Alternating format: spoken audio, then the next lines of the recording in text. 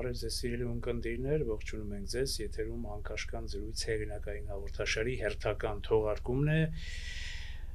Ես դիմում եմ մեր այն սիրելի ունկնդիրներին, մեր ալիքին նոր միացած այն հարգելի բարեկամներին, ովքեր դեռ չեն հասցրել բաժանորդագրվել One Talk մեր YouTube-յան ալիքին, ընդամենը խնդրում եմ իրենց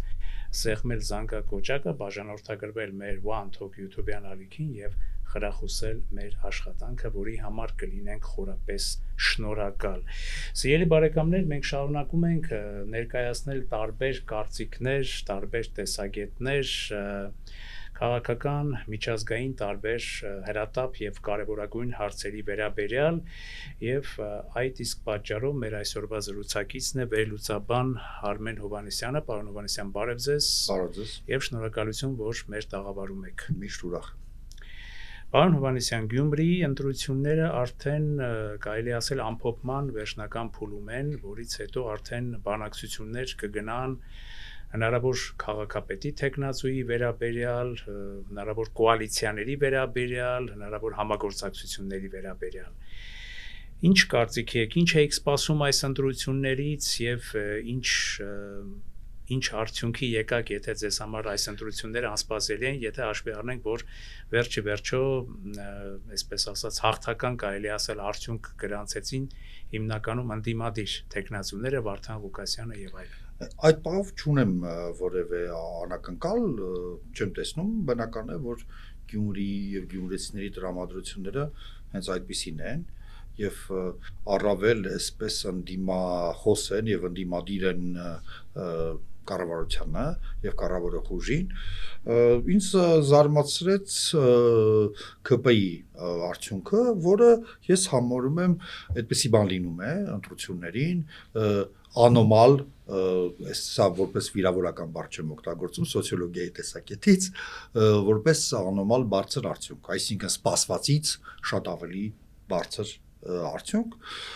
ես կարծում եմ, մենք կարող ենք խոսել թե ինչու է դա, բայց բոլոր դեպքերում, երբ որ ճնշող մեծամասնությունը քաղաքային բնակիչների ընդդիմանում է այս իշխանությանը, դա չի կարող չանդրադառնալ ընտրությունների արդյունքների վրա։ Եվ եղավ ինչ որ եղավ։ Հիմա մենք կարող ենք քննարկել ինչու այս քաղաքական ուժը ընդդիմադիր այսքան ստացավ, իսկ մյուսը այնքան, բայց դա արդեն այդքան էլ հետաքրքիր չի, որտեղ բոլոր այդ ուժերը մանդատ են ստացել, որպեսի ԿՊ-ն չկառավարի Գյումրիում։ Բոլորը, ով ես նկատի ունեմ այն ուժերը, որոնք անցել են, մտել են ավականու անդամ են դարձել, բոլորը ունեն այդ մանդատը եւ եթե հետեւել եք ընտրապայքարին, այսպես երթվում, խոստում էին տալիս, որ երբեք կոալիցիա չեն մտնի ԿՊ-ի հետ։ Դա վերաբերվում է բոլոր 4 կարծես թե 4 քաղաքական ուժերին, ցուցակներին եւ դրանց լիդերներին, որոնք այսօր բացի ԿՊ-ից մասնակցում են ավականու աշխատանքներին։ Եվ սա ընտրությունն է գյումրեցիների պետք է ընկալել որպես փաստ, այդ առումով ես անակնկալ չի, ինձ պետք է ժամանակ բոլորիս, որպեսի հասկանանք, որ այդ արդյունքը բավական լուրջ եւ այսպես բարձր արդյունքը, որ ստացել է ԿՊ-ն, որքանով է պրոյեկցիայի ենթարկվում համահայկական այսպես մասշտաբով, այլ տեղերում, այլ համայնքներում, սա հետաքրքիր խոսակցություն է, բայց մի քիչ վաղ է դրա մասին խոսել, մի քիչ պետք է տեսնենք ինչ է կատարվում, նոր խոսենք դրա մասին։ Հա, դեռ պիտի ճիշտ է, երբ համաձայն եմ ձեզ։ Ամեն դեպքում կարծիքը ձերն էր եւ կարծում եք, որ բոլոր դեպքերում ԿՊ-ն աննախադեպ ավելի բարձր, ավելի ցածր արդյունք եք սպասում իշխանությունից, երևի 25%-ի կարգի։ 25%-ի 36 եւ 25-ը դա ահռելի էլեկտորալ տարբերություն է, շատ մեծ տարբերություն է։ Այդպիսի բաներ եղել են նախկինում որոշ ընտրությունների, մենք նույնիսկ իմ ընկերներով խոսքը բանիմաց մարդկանց մասին է, այսպեսի խաղ ենք խաղում, ինչ ասեմ, վիճակահանություն, գրում ենք արդյունքների մեր կանխատեսումը թղթի վրա, որպեսի փոխել կարիք չլինի, մի տեղում հավաքում ենք, հետո բացում ենք ընտրություններից հետո եղել է որ 1-2, ասենք խաղացող կամ շատ ավելի վատ են հանդես եկել, քան սպասվում էր իմ դեպքում, հա, իմ կանխատեսումների կամ ավելի լավ։ Սա այն դեպքն է, երբ իսկ այդ կանխատեսումները նաև սոցիոլոգիայի վրա են հիմնվում եւ այլն։ տարբեր գործոնների ակնհայտ է որ քաղաքացիական պայմանագիրը իր հնարավորությունների ամենաբարձր կետում հանդես եկավ 36% այսօր ստանալ Գյումրիի նման կարևոր քաղաքում դա լուրջ արդյունք է Սպասենք լավ արդյունքների, սպասենք լավ ամփոփումների եւ թող որ Գյումրին ունենա այնպիսի քաղաքապետ ինչպիսին որ կցանկանա Գյումրիի բնակիչը Գյումրիի ազգաբնակչությունը Ուզում եմ մի քիչ խոսենք վերջին շրջանի միջազգային մեր Գյումրիից անցնենք միջազգային ավելի դաշտ, այսպես ԱՄՆ ՌԴ վերջերս սկսած այս ջերմացման, այս ընթացքը, երկխոսությունը, որին շատերը վերաբերվում են դրականորեն, ոմանք նաև վերաբերվում են բացասականորեն, ուզում ենք բոլոր տեսակետերից եւ նաև փորձենք ձեզ հետ միասին այս ամենը դիտարկել նաև ձեր տեսակետները լսելով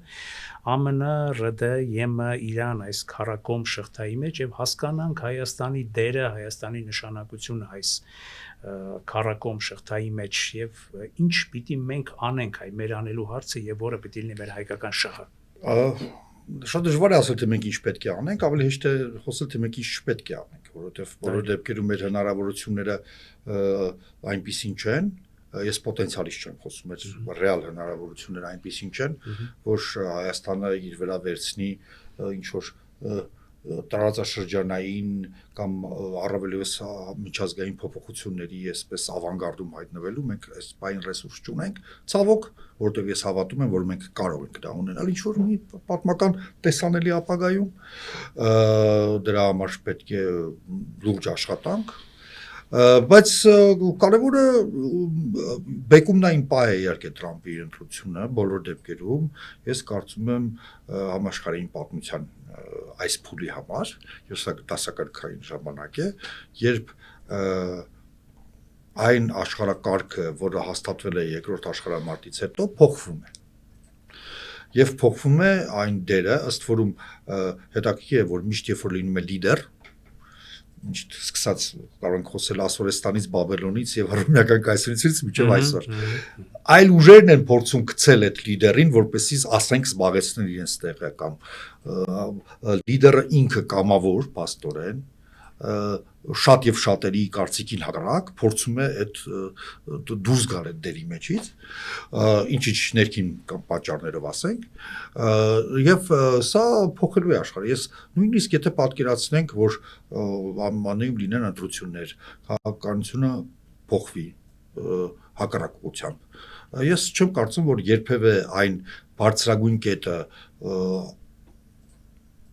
արեմտյան միասնական աշխարհի, որը կար Բայդենի օրոք, ես կարծում եմ դա կիզակետն էր, որ երբևէ կրկնվի ամենայն դեպս տեսանելի ապագայում, որովհետև այն կապերը, որ այսօր խզվում են,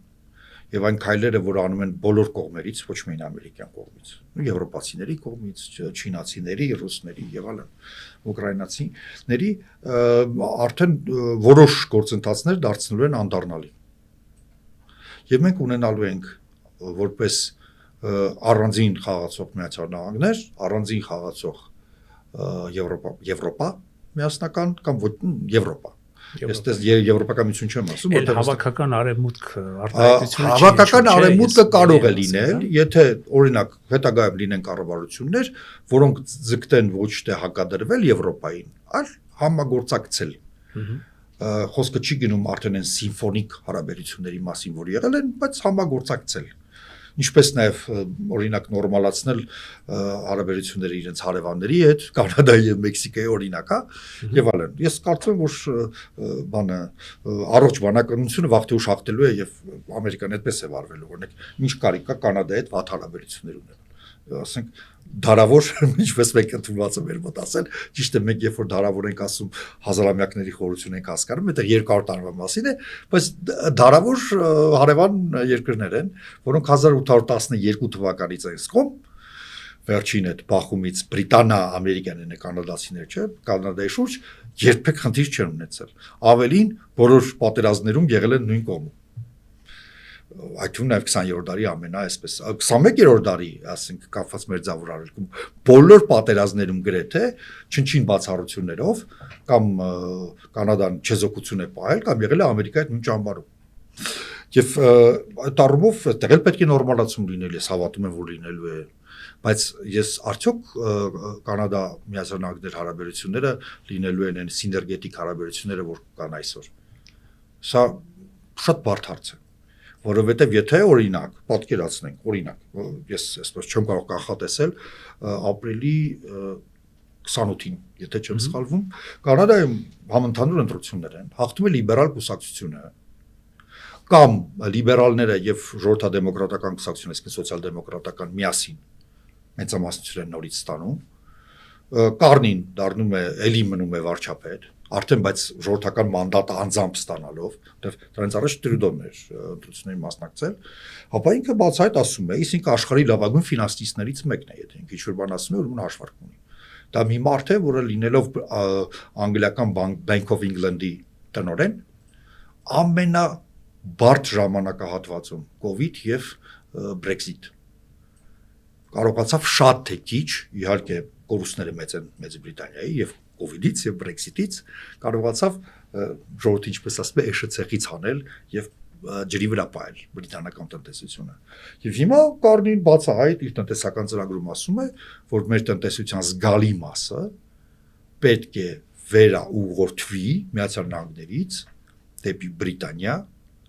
բրիտանական համագործակցության երկրներ, Եվրոպական միություն, Աֆրիկա եւ այլն եւ այլն եւ այլն, ընդհանուր մինչեւ Չինաստանի միջալուց։ Այսինքն պատկերացնենք, որ դա իր մոտ ստացվի, իսկ նախադրյալներ կան, կրկնում եմ, ժողովրդի կան մանդատ եւ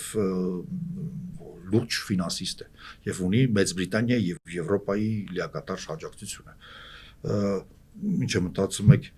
հետ փոխել դեպի ամերիկյան այդ ինտեգրված տնտեսությունը դա հեշտ է լինելու, գրեթե անհնար։ Կամ տասնամյակների խնդիր է։ Ուզում ասեմ, այսօր մեր մոտ ինչով է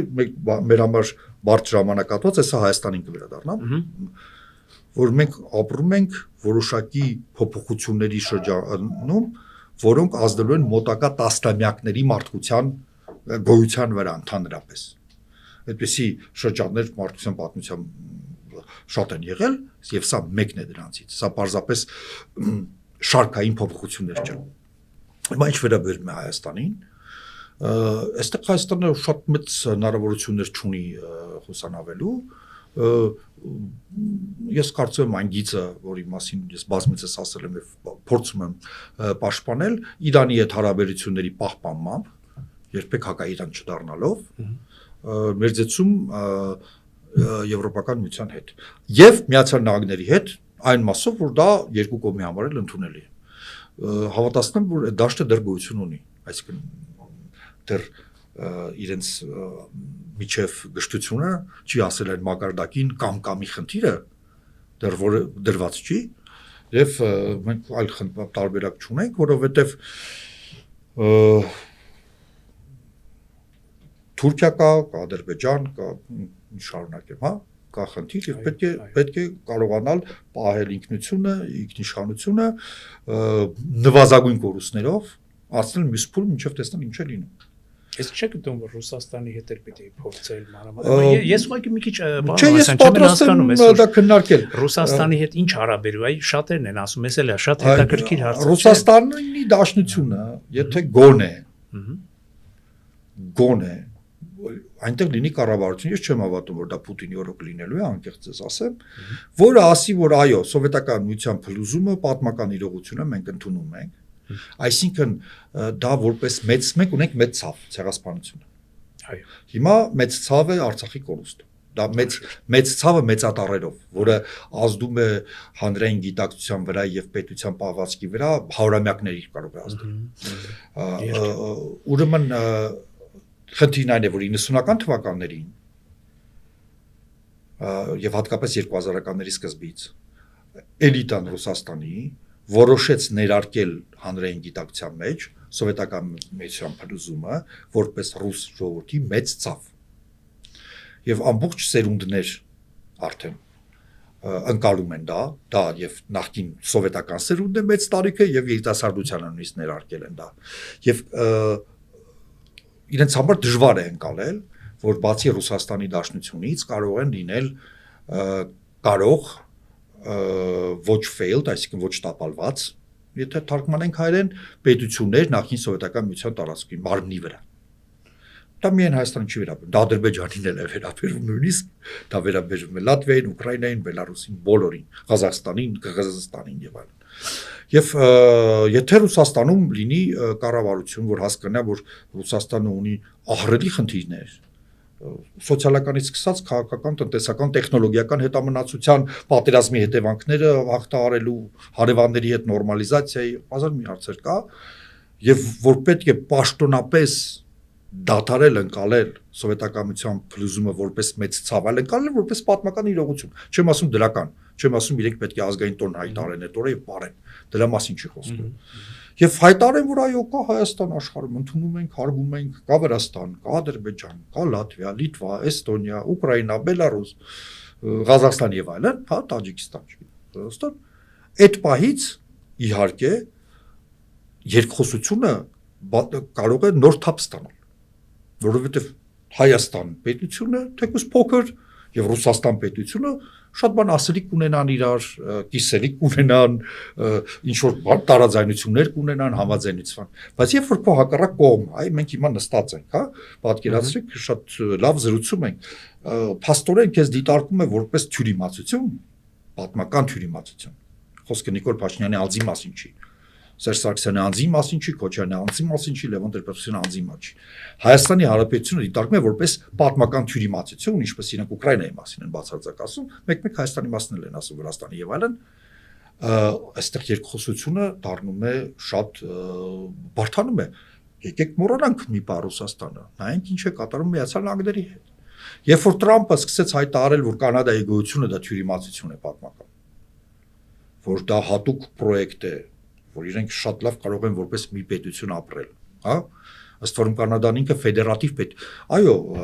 Ամերիկայի Միացյալ Նահանգներին ֆորմալ պետություններ են միացել, օրինակ Տեքսասի Հանրապետությունը։ Այսինքն իրենք ապստամբել են,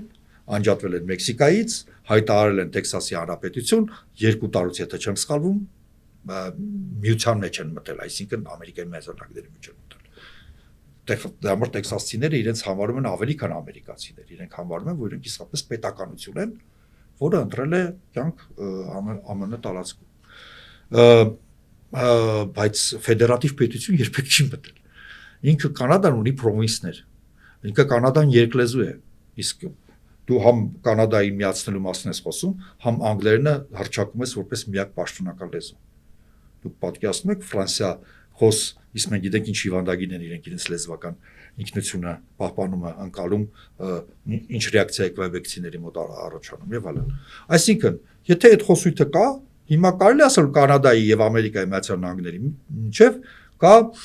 առողջ երկխոսություն։ Չէ, չկա։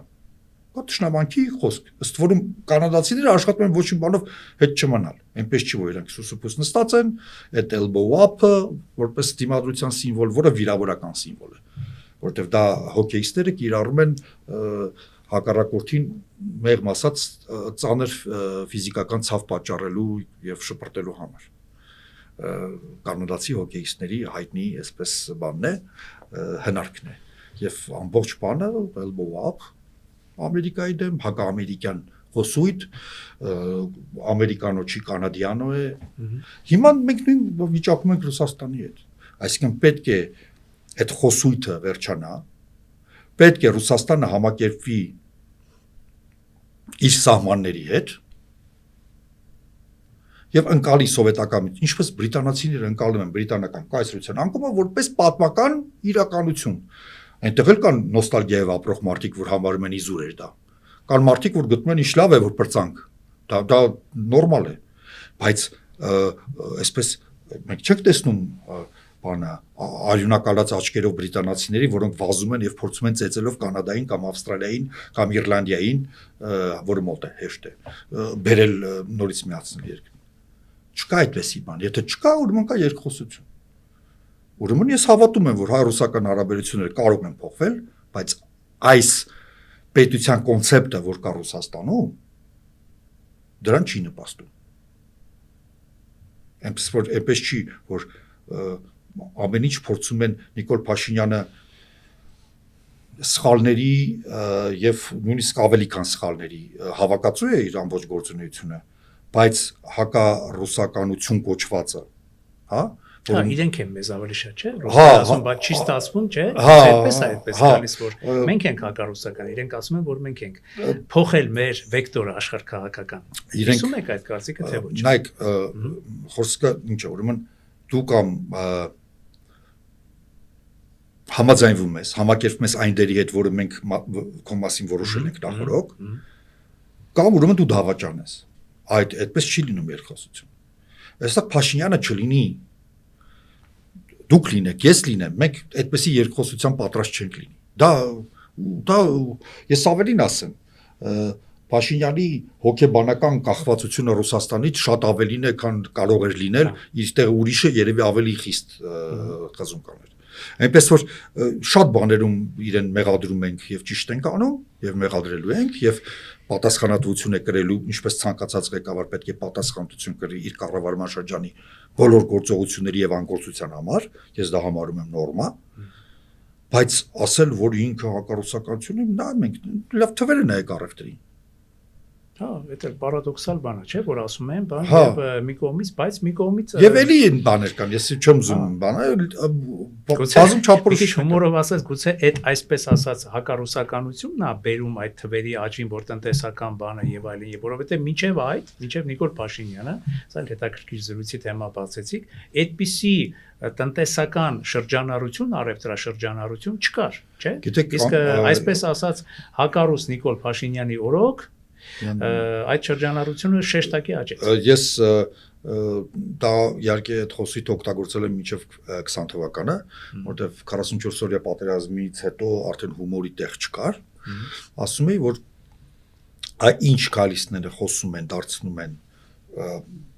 կենտրոնում են դնում, խոսակցության ուրեմն հակառակն է լինելու։ Եթե ուզում եք իմանալ ինչ է լինելու, ասենք ասում են որ կոռուպցիան հաղթահարելու են, իմացեք որ թվերը բանեն անելու, ավելի խստանալու են։ Կհետևեք Transparency International-ի տարվա վերջում։ Մարդու իրավունքներից խոսում են, ուրեմն ավելի վատ է լինելու։ Ժողովրդավարությունից խոսում են, ուրեմն ինչ որ մի տարածքում իրար սպանելու են ընտրությունների ժամանակ։ Իրենց մոտ այո, եւ ասել փաստորեն այդ դրամաբանության մեջ դուք շատ ճիշտ եք նկատել։ Պարզապես ես վաղուց այդ բանը չէի ասել, որտեղ 20 թվականը հոգեբանական այլ ազդեցություն որպես այո, ողբերգական տարի էր։ Կանք Թրամփին, այսպես շեշտակի կերպով նորից ինչպես չէ, ինքը շեշտակի անձնավորությունը։ Թրամփը հայտարարել է, որ Իլոն Մասկի դոգը որոշակի պահից կդադարի գոյություն ունենալ։ Ինչ կարծիք եք։ Այստեղ էլ չէ, ինչ որ հանգույց կա։ Դա ասում պնդում եմ հունվար ամսից։ Որ սա հեղափոխություն է, սա պարզապես այնպես չի, որ ընտրություններում հաղթել է Դոնալդ Թրամփը, իր թիմը եւ հիմա իրենք կառավարում են, իրենք չհաղթեին, ուրիշը կհաղթեր, կտաներ մի քիչ ուրիշ քաղաքականություն կտաներ։ Սա հեղափոխություն է, սա համակարգային հեղափոխություն է, պարզապես էլեկտորալ, բայց հիշենք, որ եղել են աշխարհում էլեկտորալ հեղափոխություններ, սկսած աջ Գերմանիայում, Չիլիում, Ձախ եւ այլն, այսինքն երբ որ հեղափոխական ռադիկալ ուժերը գալիս են իշխանության, էլեկտորալ այդ երկրի սահմանադրության շրջանակներում գալիս են իշխանության։ Եվ ամեն հեղափոխություն ունենում է, ես միշտ այդ համեմատությունը բան, Ստալին Տրոցկի։ Եվ այդ համեմատությունը շատ ավելի խորն է, քան պարզապես լիդեր եւ ավելի արմատական իր այսպես բանը կողմնակիցը, որ մերձավորը, որ այստեղ ուրիշ բան կա։ Այն բիզնեսի տեսակները, բացի բնավորություններից, բացի նպատակներից, եկեք միշտ գլոբալ խոսանք, որը ներկայացնում է Թրամփը եւ այդ տեխնոկրատական խումբը, այդ սոցիալական մեդիա տեխնոլոգիաների հետ կապված այդ օլիգարխիան, որը Մասկի կողքն է, ինքը մենակ չի, հա, օբյեկտիվորեն գլոբալիստական։ Իրենք իբր քննադատում են գլոբալիզմը, բայց նստած Վաշինգտոնում ասում են, թե Գերմանիայով ով պետք է ընտրություններին հաղթի, որ Իռլանդիան, ձեզ ինչ, սխալ էմիգրանտերի վերաբերյալ սխալ քաղաքականություն է վարում, որ հարավային Աֆրիկան ռասիստական պետություն է, այնտեղ սպիտակներին ճնշում են իմ հակառակ բանից եւ այլն եւ այլն։ Դա դարձրել են ամենաբարձր մակարդակով, դա ասում է Վենսի եւ Տրամփի մակարդակով այդ հարտահայտությունները։ Եվ մասկն է դրա հիմնական կրող։ Ինքը իրեն թույլ է տալիս պետությունների ղեկավարներ անձնական վիրավորել։ Օրինակ ինքը կարող է ինչ-որ մի հատ վարչապետի կամ նախագահի, ասենք, խոսքերի տակ իր X-ում, որ իրեն է պատկանում, գրի հիմար մարդ օրինակի համար։ Բառացիորեն։ Այսինքն ինքը իզոլյացիոնիստը դա իրեն չի կարող թույլ տալ։ Եթե ես օրինակ հայ իզոլյացիոնիստ եմ, ես նույնիսկ Իվանիշվիլիի մասին ավելորդ բան կաշխատեմ չխոսել, որտեղ ինչ գործ ունեմ։ Ես եմ իմ Հայաստանն է, չէ, եւ այլն։ Իրենց բիզնեսն է այնպեսի, այստեղ կարող ենք նույնիսկ post-marxistական անալիզ անել։ Իրենց բիզնեսը, տնտեսական գործոնն է այնպեսին, որ ինք ուզած, չուզած, ինքը չի կարող մի երկրից, ինքը չի կարող տեխնոլոգիաները սահմանափակվեն Միացյալ Նահանգներով։ Դրանք պետք է ունենան ազդեցություն ողջ մոլորակի վրա։ Եվ դրան հակադրվում է հենց Տրամփի շրջանում իր տիպի բիզնեսմենները, օրինակ Վիտկովը, որը հիմա գլխավոր բանագնացն է, որին ընդդիմությունը դեմոկրատները անվանում են իրական պետքարտուղար Ամերիկայի, հա, որը իր նման անշարժ գույքի վրա միլիարդատեր դարձած, ասենք Բելարուսիայի կան հрьяաների ընտանիքից սերող, այդ տիպի եւ այդ խմբավորումները նույն տեղում, ես ինչի Ստալին Տրոցկի, բացի նրանից որ Մասկը հանդես է գալիս որպես ուլտրա ռադիկալ,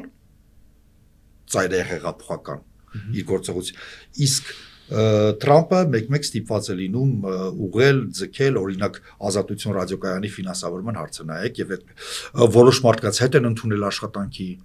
որոշ տեղերում, ինչու, որովհետեւ նա չափից դուրս ռադիկալ է իր պահվածքի մեջ։ Հիշեք, որ առաջին օրերին ինքը իր մի քանի հոգով, այդ թվում այդտեղ կար մի բարձրագույն դեռ չավարտած ուսանող տղա, գրավում էին պետական շենքերը։ Դա ուլտրա շատ նման է այն ինչ անում էին հեղափոխական նավաստիները եւ բաները զինվորները 17 թվականին կարելի է ֆրանսիական հեղափոխություն գնալ, կարելի է ամերիկյան հեղափոխությունը գնալ եւ այլն։ Դա ռադիկալ ժողովրդական եւ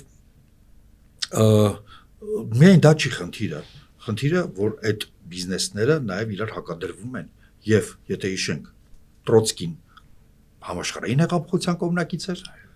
իսկ Ստալինը ասում էր, որ դա իր ռեալիստական չէ եւ մենք պետք է սոցիալիզմ կառուցենք մի երկրում, սովետական միություն, այսինքն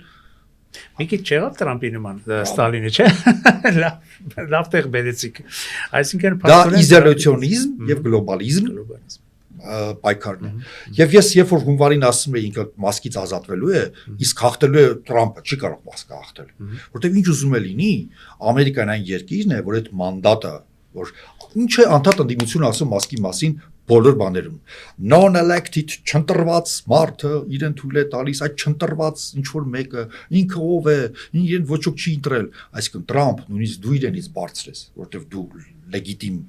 նախագահն ես Ամերիկայի Միացյալ Նահանգների այս պայն, իսկ Մասկով է, իրեն ոչ ոք չի քվեարկել։ Շատ հետաքրքիր դա անդադ օգտագործում են դեմոկրատները եւ բնական է որ Մասկի հետևում կանգնած է նաեւ ավանդույթը, սահմանադրությունը եւ ամերիկացիների ճնշող մեծամասնությունը, ոչ թե հանրապետականները, այլ բերական ճնշող մեծամասնությունը օրինականության եւ սահմանադրականության կողմնակից է եւ այդ պայքարում հաղթելու է Տրամփը եւ իրեն այդ չգիտեմ կոնֆլիկտով դուրս կգա Մասկը շնորհակալություն կհայտնի Տրամփին եւ էլի կհայտնի որ սիրում է իրեն ինչպես չէ մի անգամ ասել էր որ սիրում է այնքան որքան տղամարդը կարող է տղամարդուն սիրել եւ այլն թե այդ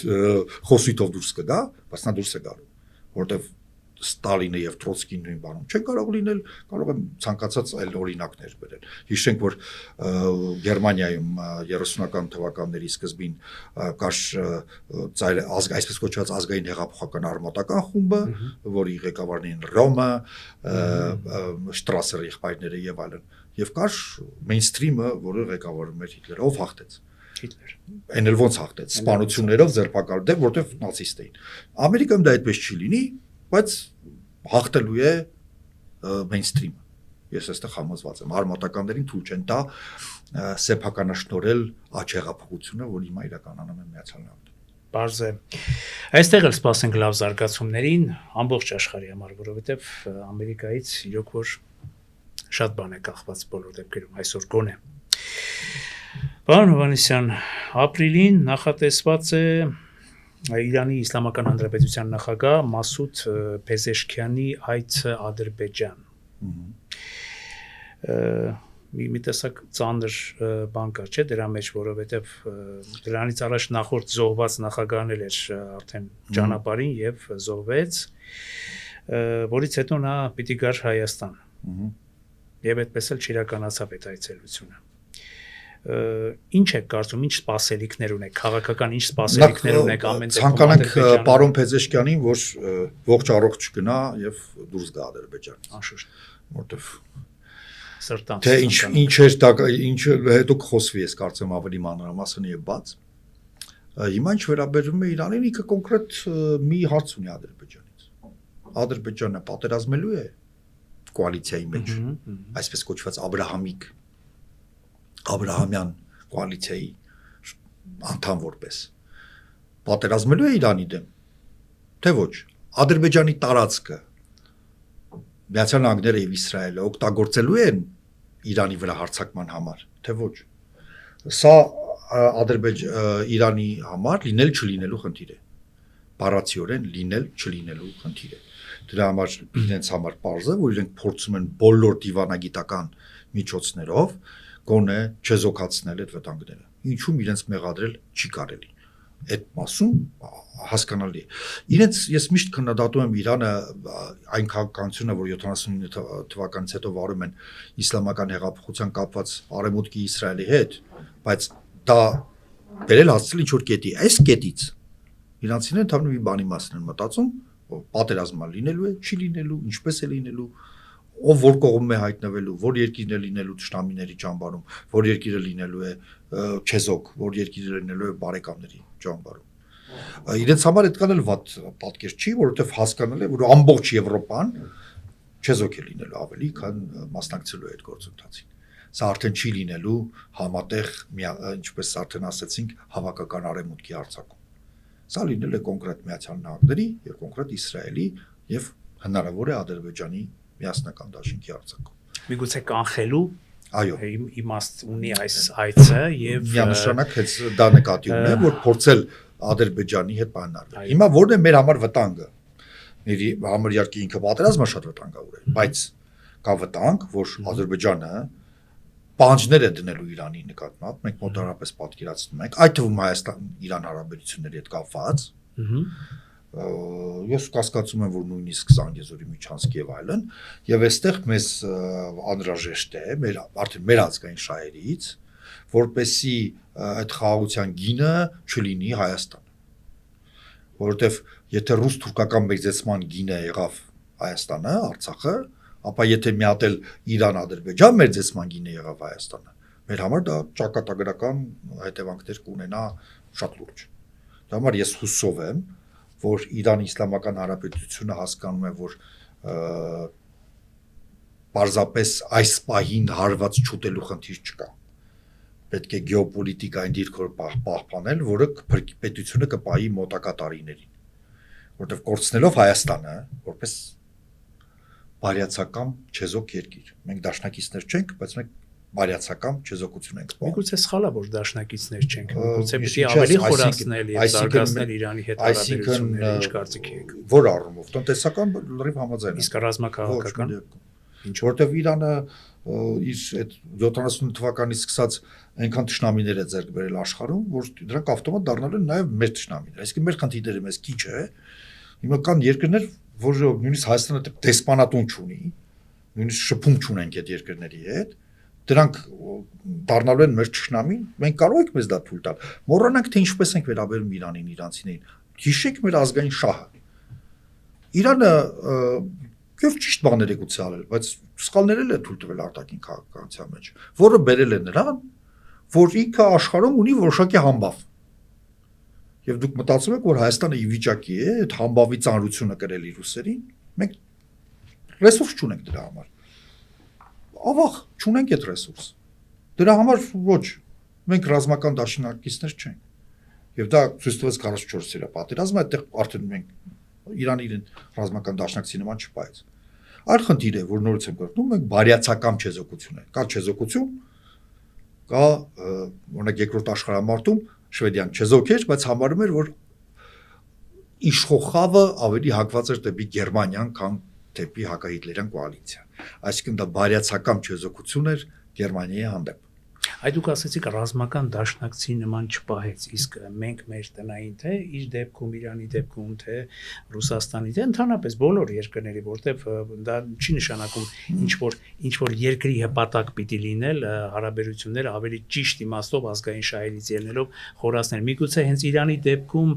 մենք մեր տնային աշխատանքը լավ չկատարեցինք, որ ինքը պիտի մեզ թե այստեղ գտնում եք որ Իրանը չէր կարող Հայաստանի Հանրապետության այնպես էր սերտաճած Ռուսաստանի հետ բառացիորեն սերտաճած, որ արդեն պետության ֆունկցիոնալության հաշվին։ Մենք հիվանդ պետություն ենք,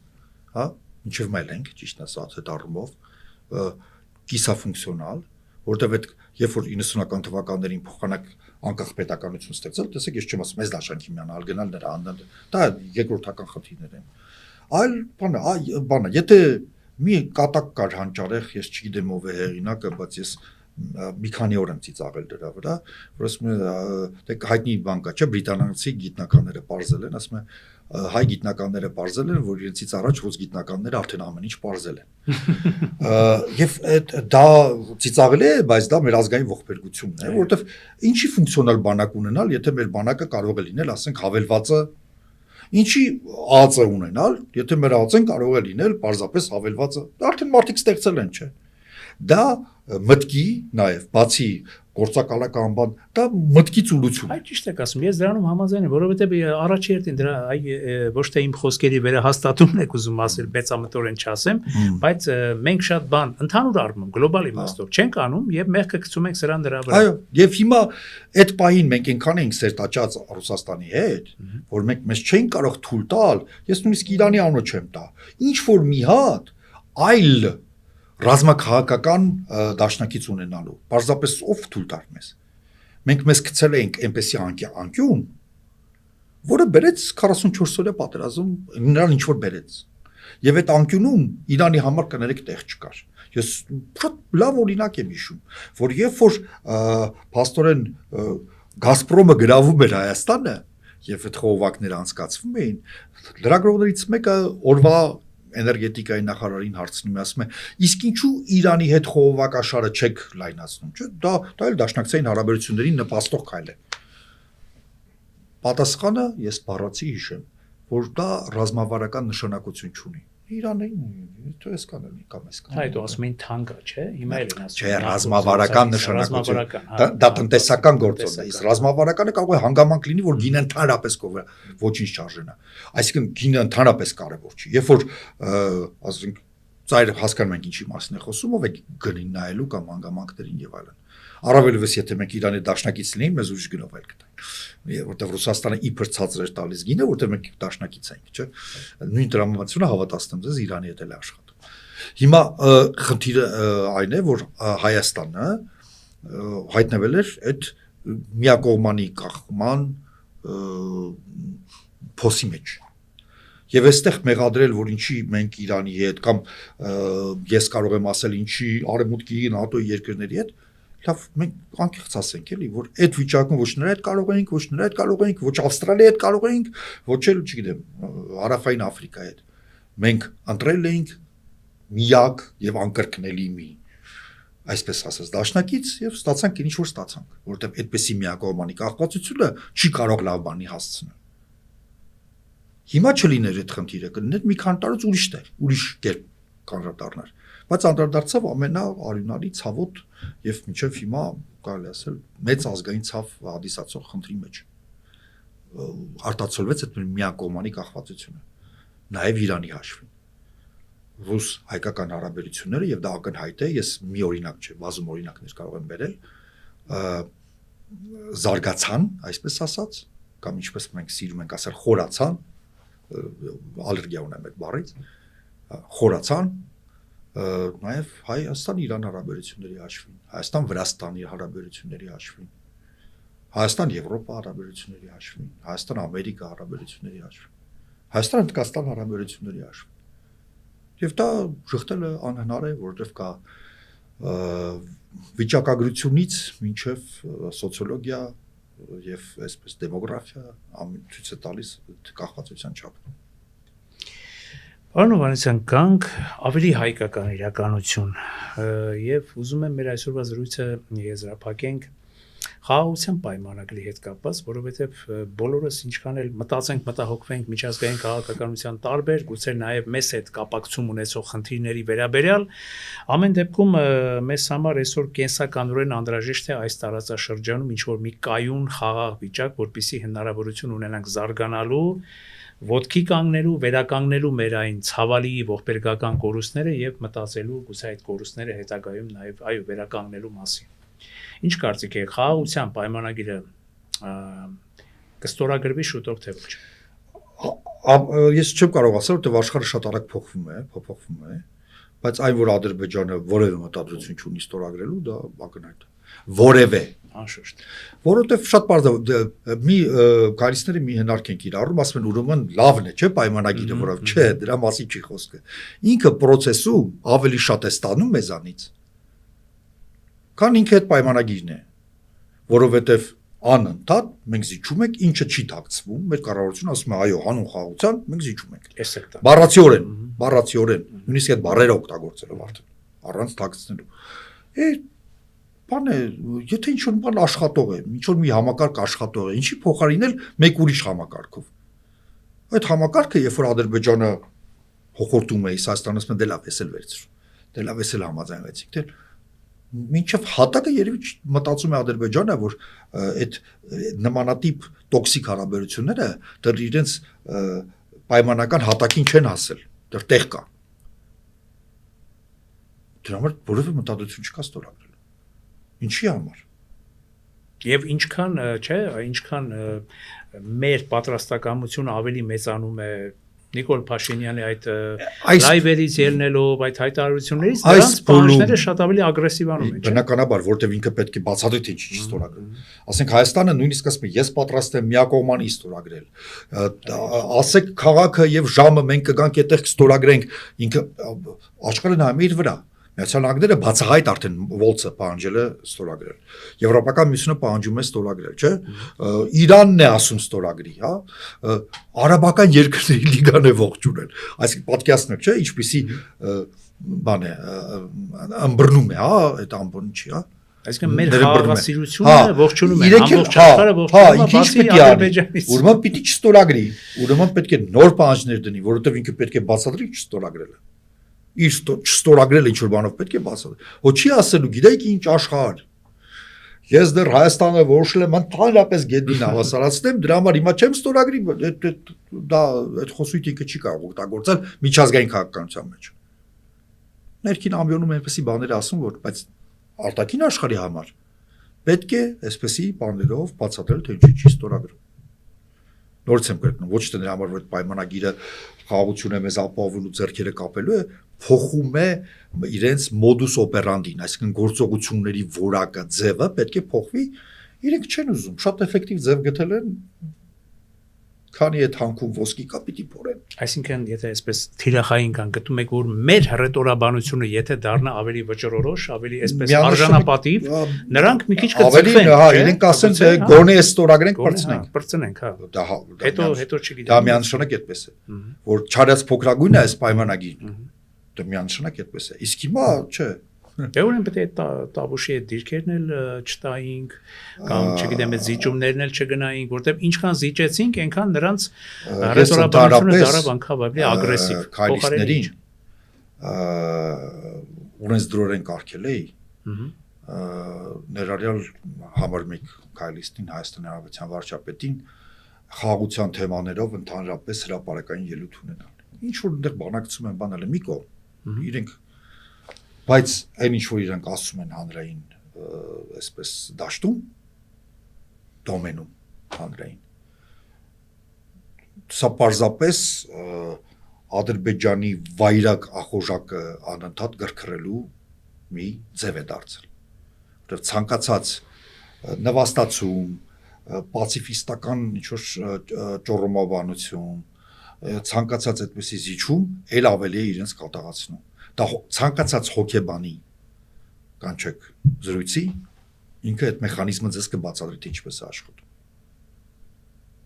Ինչը Հիտլերին էր փորձեցին կանգնացնել, չէ՞, սբից ասում, դե Ավստրիան հասկանալի է, այնտեղ են գերմաներեն խոսում, աշլուս նորմալ է, հա։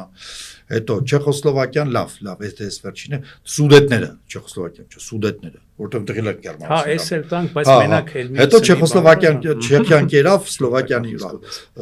սարքեց անկախ պետություն, իբր կախյալ, ասի լավ, էս էր ու վերջ, չէ։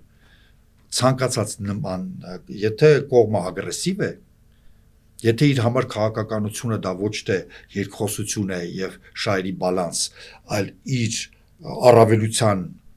ձեռքբերում եւ ֆիքսում, ուրեմն ինքը գնալու է մինչև վերջ։ Դրա համար ինչքան խոսում են, ես նայում եմ նորը ֆակտորում պարոն Թորոսյանն էր հարցազրույց տալիս դրանից առաջ, ընդհանրապես բոլորը ցանկացած իրենցից առանց բան խտրականություն չդնենք։ Դա պարզապես խրախուսում է ագրեսորին միանշանակ։ Բայց իրենք էլ փորձում են, ասենք, մի պահ փորձենք իրենց տեսակետը բացատրել, հասկանալ։ Իրենք ասում են ռեսուրս չունենք, չէ՞, ըստ էության ասում են նաև դաշնակից էլ անուղակի ձևով ասում են դաշնակից էլ դե չունենք, դե իրականում էլ չունենք։ Ուրեմն իրենք դաշնակից չունեն, որովհետև իրենց քաղաքականությունը ոչ թե դաշնակիցների որոնում է, այլ ռեգիոնում հարմարվել ու մի կերպ յոլա գնալու քաղաքականություն է։ Դաշնակիցները օդից չեն ընկնում, որ ասենք մենք քնած լինենք, արթնանանք, տեսնենք ինչ որ առավոտ շուտ մեկը մեր դուրը թակում է, զինված եւ այլ, ասում է ես եկա, ես քո դաշնակիցն եմ, այդպես չի լինում։ Դաշնակիցներ փնտրում են։ Նայում են թե ինչ է կատարում աշխարհում, ով է հակադրվում ում շահերն են հակադրվում մեր ճշնամիների շահերին, հա, հայտնի բաներ։ Հա, գտնում եք որ չեմ իսկ եթե իրենց գաղափարախոսությունը իմ կարծիքով շատ թերի գաղափարախոսության մոտ նույնիսկ քաղաքացիական մասին չեմ խոսում աշխարհայացքը այնպեսին է որ հարևանների հետ հարմոնիան ներդաշնակությունը որը ընդհանրապես բան է առասպելական բան է դա այդպեսի բան չի եղել չի լինելու երբեք այս ռեգիոնում ժողովուրդը իրար հետ արվում ներդաշնակ չեն ապրել խաղաղ ապրել են ներդաշնակ երբեք հա պատմության դուք հասկանում մի շրջան թող որպես դրկից եղբայրներ չեն ապրել 30 տարի թող ասել մարդկության պատմության մեջ երբես դաշնակ ներդաշնակություն է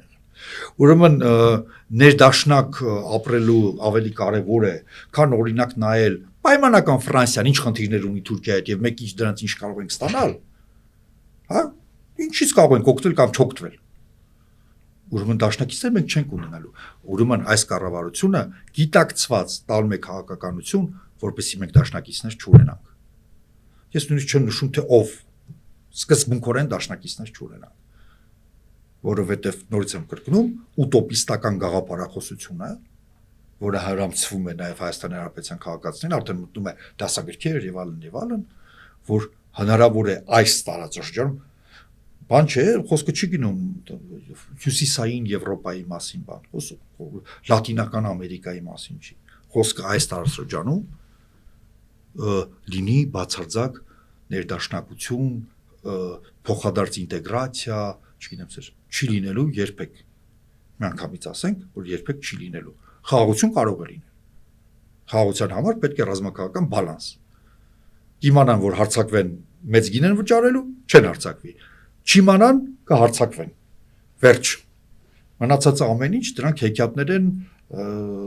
տահասների համար բացապես կներեք կոպիտ եմ ասում շնորհակալություն որ համաձայնվեցիք ունենալ այս զրույցը Եթերում անկաշկան զրույց հեղինակային հաղորդաշարի հերթական թողարկումներ եւ մեր հյուրն էր վերլուծաբան Արմեն Հովհաննիսյանը։ Սիրելի բարեկամներ, ես դիմում եմ մեր այն սիրելի ունկնդիրներին, ովքեր դեռ չեն հասցրել բաժանորդագրվել մեր One Talk YouTube-յան ալիքին, խնդրում եմ նրանց ընդհանրապես սեղմել զանգակոճակը եւ բաժանորդագրվել մեր One Talk YouTube-յան ալիքին։ Բոլորին մաղթում եմ լավ գարնանային տրամադրություն, լավ եղեք։